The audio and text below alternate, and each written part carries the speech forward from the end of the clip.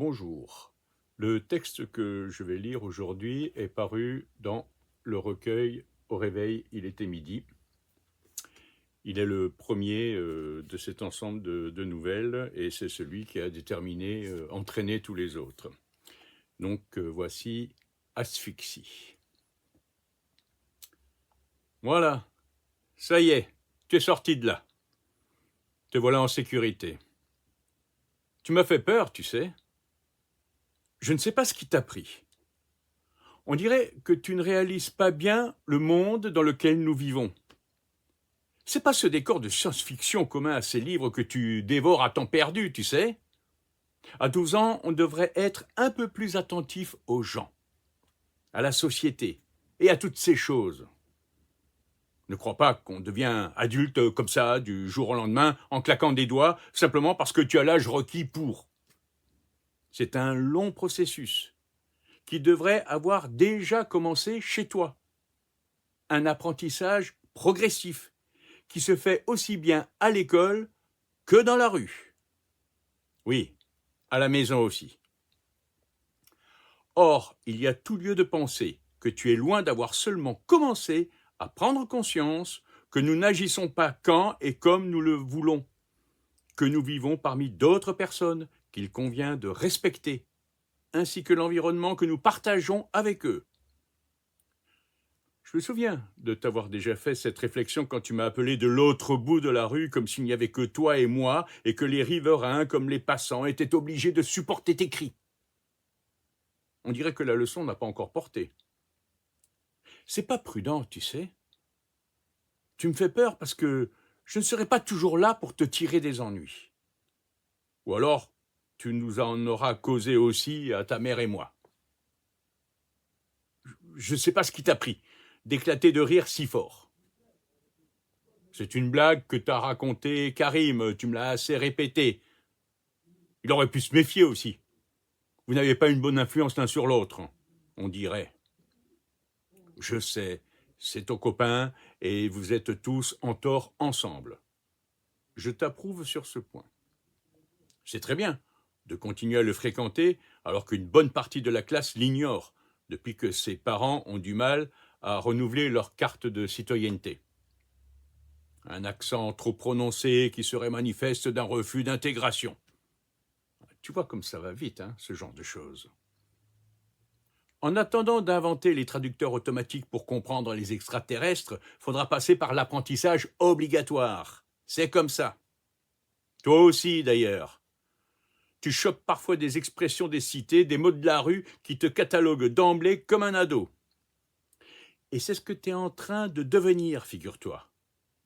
Un ado à problème, comme ils disent. Comme si ça va tout de suite de soi. Un adolinquant. Alors, fais un peu gaffe. L'autre jour à la télé, ils l'ont rappelé dans un documentaire, comment on a obligé les gens à parler une seule langue.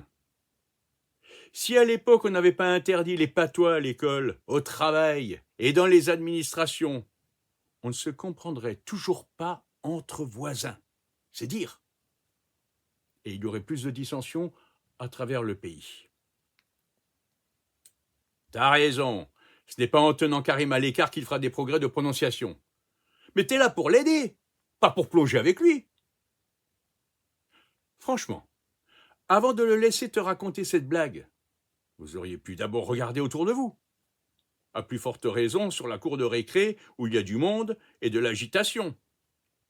Tu crois qu'avec le brouhaha, personne ne fait attention aux autres? Mais c'est justement à cause de la foule qu'il faut redoubler de vigilance. Tu n'avais pas à rire devant ce paraplégique. Le fait que tu ne l'aies vu qu'après coup n'est pas une excuse. Pas plus que lorsque tu marches par inadvertance sur le pied de quelqu'un dans les transports en commun. On fait attention aux autres, c'est tout. Tes grandes fraternisations avec les peuples de l'espace, tu vois, elles commencent par ces petits détails. Et je me moque de savoir si la blague était drôle. Il a bon dos, Karim. T'avais qu'à lui dire d'attendre, te retenir, ou simplement l'envoyer promener. Je ne veux même pas que tu me la racontes. En tout cas, pas ici. Pas maintenant. On attendra d'être rentré à la maison. Et que je sois d'humeur. ce qui ne risque pas de se produire de sitôt, avec ce que je viens d'endurer par ta faute. Au poste, ils ont quand même vérifié dans leurs fichiers si nous n'avions pas des antécédents. Et devine sur quoi ils sont tombés.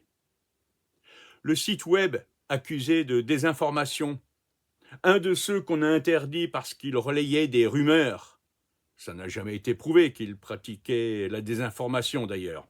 Il avait piqué des infos sur un site officiel, gouvernemental même, qui avait démenti après les infos qu'il avait balancées.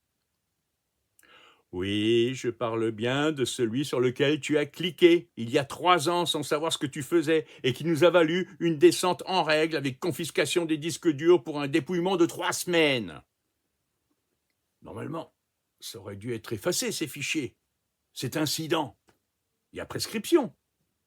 Mais il paraît qu'ils peuvent faire remonter les informations chaque fois qu'on a besoin d'en savoir plus sur des récidivistes. C'est pas effacé alors, juste caché. Et même si c'est interdit de les conserver, ces renseignements, qu'est-ce que tu veux que je fasse pour empêcher ça? Déjà, qu'on n'a pas réellement les moyens de contrôler comment qu'ils vous fichent, je suppose que je n'ai pas à te rappeler au moins un des 2 autres délits, n'est-ce pas? Non, pas l'amende verte à cause du pot catalytique remplacé trop tard.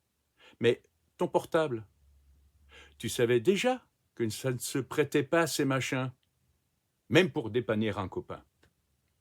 Heureusement que le copain en question ne savait pas que son oncle faisait l'objet d'une écoute pour vendre par correspondance à des étrangers en provenance de pays sur liste noire. Oui, qui en sont seulement originaires, mais qui n'avaient pas habité la France depuis suffisamment longtemps pour qu'on leur fasse totalement confiance. Ça aussi, tu t'en moques. Dans tes romans, ça t'épate qu'on communique instantanément d'une planète à l'autre sans même se demander si c'est autorisé ni dangereux. La famille aurait pu être sous surveillance, pour des motifs autrement plus graves. Et le fait que tu prêtes ton portable à des gens qui savent leurs lignes contrôlées aurait laissé entendre que tu leur permets de joindre discrètement des activistes et t'aurait rendu complice de je ne sais quoi. Tout ça pour te dire que nous avons à nouveau une liste longue comme le bras à la suite de notre nom au commissariat. Rien de grave, hein? Mais ça fait toujours drôle quand on te regarde par en dessous dans ces locaux. L'un d'eux s'est étonné que j'ai acheté en ligne une nouvelle application de création de site internet. Il voulait savoir ce que je comptais faire avec. Heureusement que je n'ai rien à cacher. Enfin, le policier m'a dit que tu t'étais bien tenu dans la cellule, en attendant ton audition. C'est déjà ça. Et la famille du gamin en fauteuil roulant n'a pas porté plainte. C'est pas parce que vous vous voyez sur la cour de récré tous les deux, ni que leur fils ne t'avait même pas entendu rire, qu'ils n'auraient pas pu aller en justice. Tu sais comme sont les parents. Ils portent plainte au premier semblant de discrimination pour réclamer des dommages et intérêts. Je ne devrais pas dire ça, mais parfois, c'est vrai. Entre les trop sensibles et les rapaces, il n'y a plus tellement de gens compréhensifs. Là, ils avaient quand même une occasion en or, avec 2 agents du poste de police scolaire qui viennent te demander de ne pas te moquer du handicap d'autrui. Rappelle-toi en tout cas ceci. Quand quelqu'un qui porte un uniforme bleu ou noir te parle, avec ou sans matraque, tu évites de le regarder dans les yeux. C'est compris? Tu baisses ta tête et surtout, tu ne réponds pas. Tu ne fais que les provoquer à vouloir te justifier. La prochaine fois qu'ils croient que tu te moques d'un paraplégique, excuse-toi. Ne réplique pas. J'ai pas envie de te sortir du trou pour t'emmener à l'hosto. Oui, je sais. C'est parfois dur de passer pour un sale type, de se laisser accuser quand on est innocent. Mais qu'est-ce que tu veux?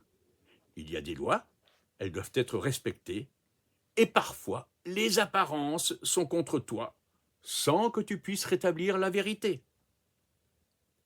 Dans ces cas-là, tu fais profil bas, tu rentres ta rage, et tu attends que ça passe.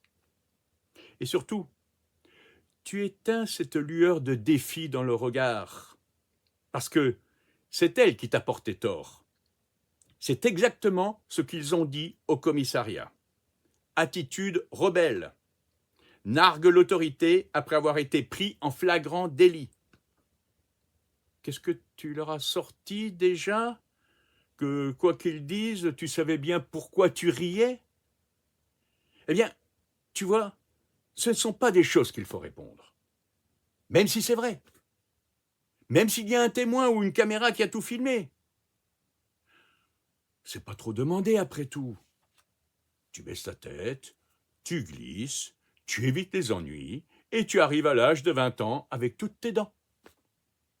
Ça sert à quoi, je te le demande, de vouloir se braquer contre l'autorité pour des motifs qui ne valent pas les 10 heures de garde à vue qui t'attendent, ni les coups si tu insistes. C'est pas toi le plus fort. En plus, tu es mineur. Entre nous soit dit, je ne félicite pas ton copain Karim pour t'avoir planté là pendant les explications avec la sécurité du collège. D'accord, il a un peu plus de raison que toi de se faire discret, et je ne peux pas lui donner entièrement tort. Mais peut-être que s'il avait confirmé ta version, tout ceci ne se serait pas terminé avec des menottes et un séjour au poste. Ils n'ont pas trop tiré dessus en t'entraînant. Ils auraient pu autrement te brutaliser si tu avais résisté, et ça aurait été ta parole de vaurien contre la leur si tu avais cherché à porter plainte. Encore heureux que tu n'aies pas tenté de leur échapper. J'ai appris qu'ils ont tiré la voisine du lit en pleine nuit.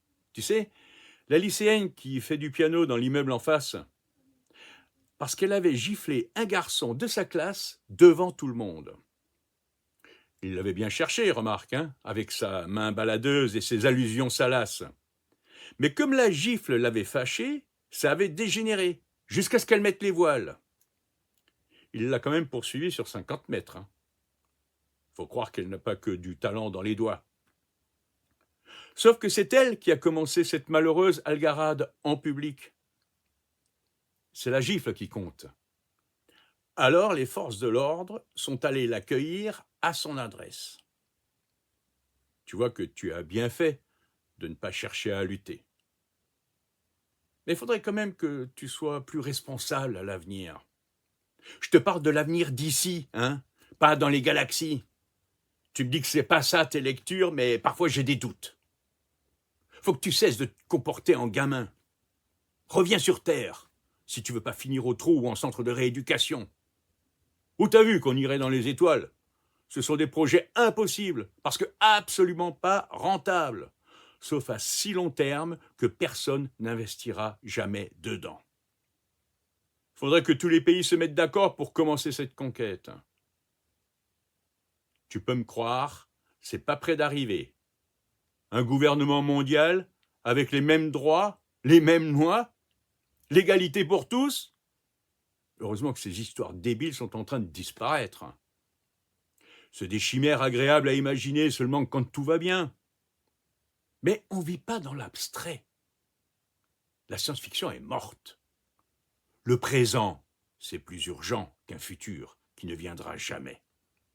Le présent bouche l'horizon. C'est dangereux de regarder ailleurs. On perd l'équilibre. Il est ici, notre monde. Il est peut-être pas très beau. J'aimerais te montrer mieux, mais j'ai pas. Alors, regarde et écoute. Tu le sens pas, le réel, tout autour de toi? Tu sens comme il est palpable, comme il est concret? Tu le sens vibrer? Tu entends son rythme, sa cadence? Dis-moi, tu les entends, ces bruits de bottes? Oublie tes rêves. C'est ça ton monde, désormais.